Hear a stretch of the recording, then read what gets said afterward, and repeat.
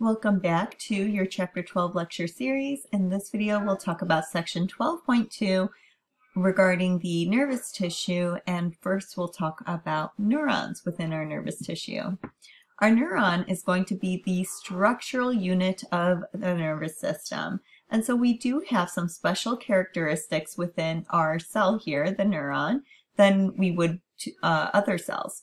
So first we have excitability. This is the response to responsiveness to a stimulus. So that stimulus, and we could see this graphed over here, is going to cause a change within the membrane potential of our cell. And so we'll talk about that a little bit more in detail in coming sections. But just for now, know that its resting membrane potential is going to be around -70. And then something will cause a change. A stimulus will cause a change within the cell that will cause the inside of the membrane potential to become more positive, reaching this threshold at -55. And that causes a action potential, which makes the nerve excited. It's going to pass along the nerve impulse.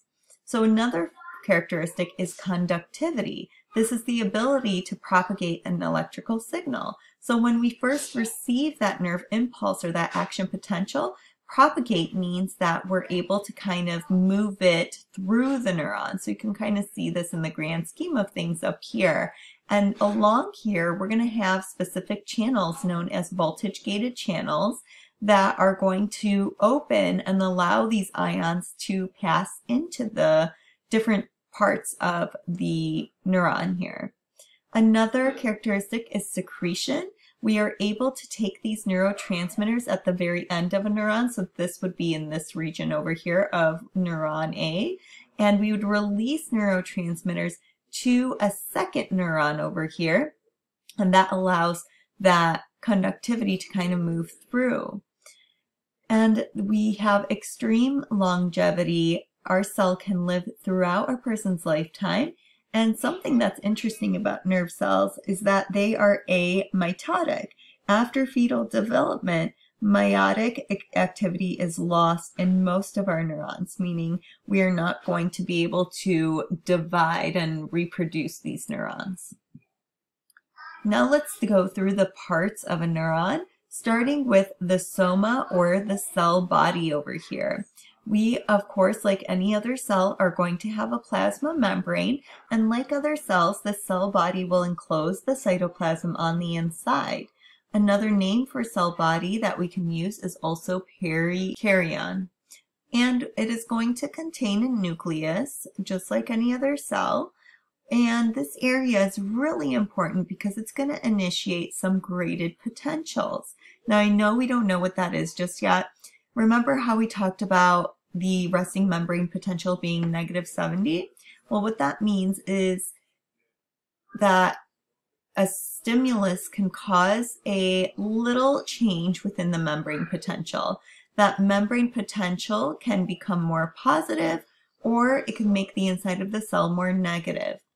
And so the way we're going to receive this stimulus is by these dendrites. So these cytoplasmic extensions that are sticking out of the neuron, and it conducts these potentials through the cell body over to the axon eventually. So first it moves through an area known as the axon hillock, and then this long area is going to be the axon. Inside the cell body, we are also going to have something known as Nissl bodies, which are pictured over here. These are also known as chromatophilic substance. These are made of ribosomes, and they can either be free or bound. Now let's jump back to our dendrites over here. These are going to be short, they are unmyelinated, and they are, of course, branching off of that cell body. And look at this, we have another neuron over here. This is the neuron's end portion, known as the terminal extensions, and these areas that are expanded are called synaptic knobs. And what they're doing is sending information over to the dendrites. So the dendrites really are receiving input and then transmitting that over to the cell body. And our axon, we mentioned, is this long process over here, and this is emanating from the cell body. It's also making contact to other neurons, which we can see over here, and it can even make contact with other muscle cells or glands. Now let's go back and revisit this axon hillock region over here. It's attaching the cell body to the axon itself and is more of like a triangular region. If we look closely, and I know this is small, but imagine what you would find inside of a cell. It's just that the axon here is elongated, but we would have something called an exoplasm. And this is essentially the axon's cytoplasm. And then toward the outside that creates the boundary of the axon is known as the axolemma, which is really the plasma membrane of the axon. We can also have these branches coming off of the axon known as axon collaterals, which can go and communicate with other neurons. And then the ends of the axon are called telodendria. But most of the time people just refer to this as an axon terminal. And then of course the very tip of it, which we've mentioned before, are called the synaptic knobs or terminal boutons.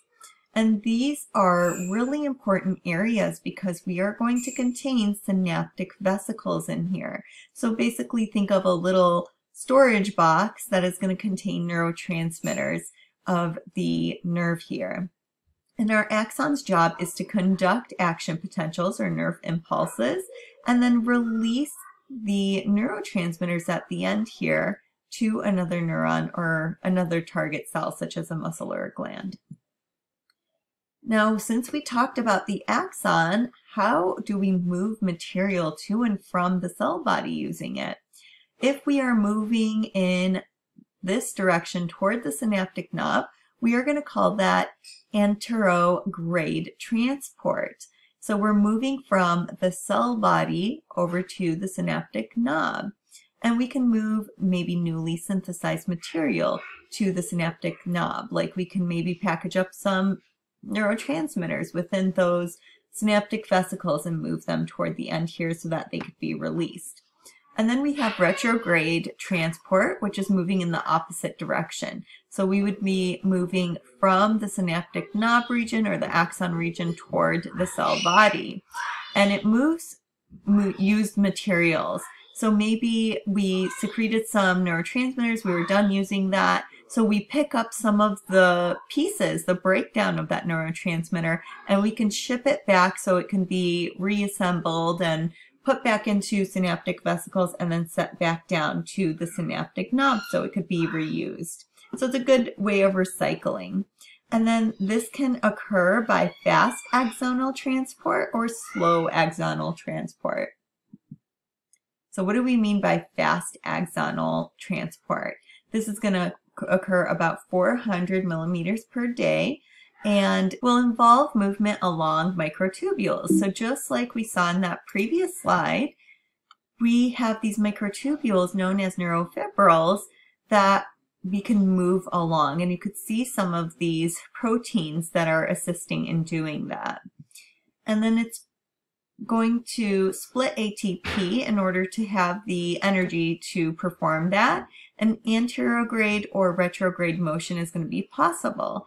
Anterograde, like we mentioned, would be transport of vesicles, but we can also transport organelles and glycoproteins, whereas our retrograde transport, we would have used vesicles and possibly some potential harmful agents.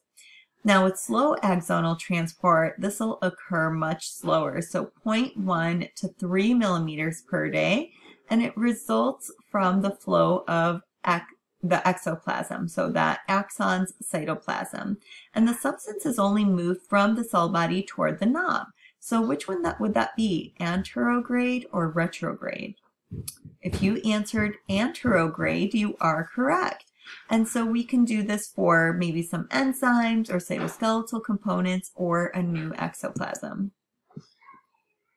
Now let's go through the structural classification of neurons, and we classify this based on the number of processes coming off of the soma or the cell body. First, we have our most common type, which is a multipolar neuron. And this has many dendrites coming off of the cell body and just one long axon. Next, we have bipolar neurons. Here we would have just one dendrite and one axon. So the cell body is typically located in the middle, and you could think bi means two, so we have kind of two extensions coming off of that cell body. We don't have a lot of these within our body, but one of the more prominent areas we find a bipolar neuron is within the retina of the eye, or another place would be in relation to our olfactory nerve in the nasal cavity region. And then we have a unipolar neuron. This can also be called a pseudo-unipolar because we only have one process that extends off of the cell body. And then you see that two processes are extending off of there. So first we have this peripheral process, and this splits into several receptive dendrites. And the other process is called a central process. And this leads to some synaptic knobs within our central nervous system. So this is called pseudo meaning false or fake, because we actually do really have some other processes coming off, not just one. And then we have an axonic neuron. These have many dendrites, but really no axon. Now, of course, we have to classify our neurons in a functional classification. Remember, this one was structural based on the number of processes coming off of the soma. So for our functional, it's going to be depending on the direction in which those nerve impulses are propagating. So the direction that impulse is moving through. So let's start off with the sensory neurons, and we've mentioned this before. So another name for sensory neuron is an afferent neuron, and we are conducting input from our somatic and visceral receptors. So somatic, think like, you know, the receptors within your skin. So you're sensing maybe a temperature, or vibration, or an itch.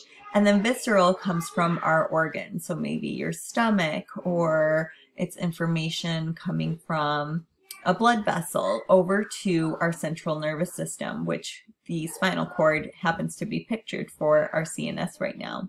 And most of these sensory neurons are going to be unipolar. So here we could see this information coming in through that peripheral process first, and then we have the cell body here in a ganglion, and then it'll relay that information through the central process to the synaptic knobs. Now, I'm going to skip down to interneuron first because that's what the sensory neuron is typically going to communicate with first. This is also called an association neuron, and it's receiving, processing, and integrating information from many other neurons. So I know we only have the sensory neuron pictured over here, but this interneuron may have many other connections. Maybe we're going across the spinal cord, maybe it's moving up or down. And so it really helps to communicate between our peripheral and central nervous system. It can also communicate with our motor neurons over here. And our interneurons make up 99% of our neurons, and typically these will be multipolar. So if I go back once, this is typically the structural look they will have. And now moving back over to our motor neurons, remember these are also called efferent neurons, and they are conducting the output from our central nervous system. So at this point we've decided how we perceived that sensory information and figured out what we want to do with it. So maybe let's say the sensory neuron told us we have an itch on our hand. Now we are going to use our motor neuron to stimulate our muscle to go and itch that itchy feeling that we sense. So we're sending that information to somatic or visceral effectors because we're using our example of an itch and we are voluntarily going to move our muscle. This belongs to a somatic effector, which is our skeletal muscle. And most of these motor neurons too are going to be multipolar.